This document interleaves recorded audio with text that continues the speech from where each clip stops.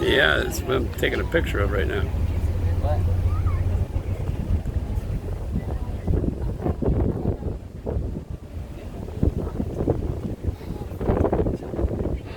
This small trickle of a waterfall is all that's left of Bridalveil Falls.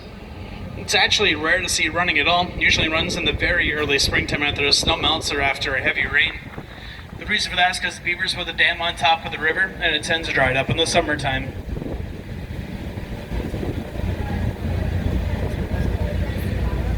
And these next three large coves called the painted coves. Now remember your colors. The browns, reds, and oranges are from iron. Blues and greens are from copper. The white is from calcium and the black is from manganese. You see how this first cove is mostly made of iron.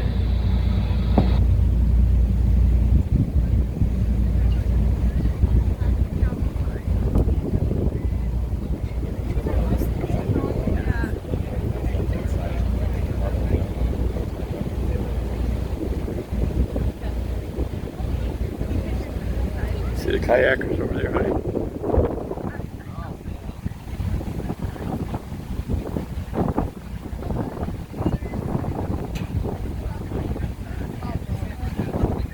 All the beautiful birch trees all the way up there.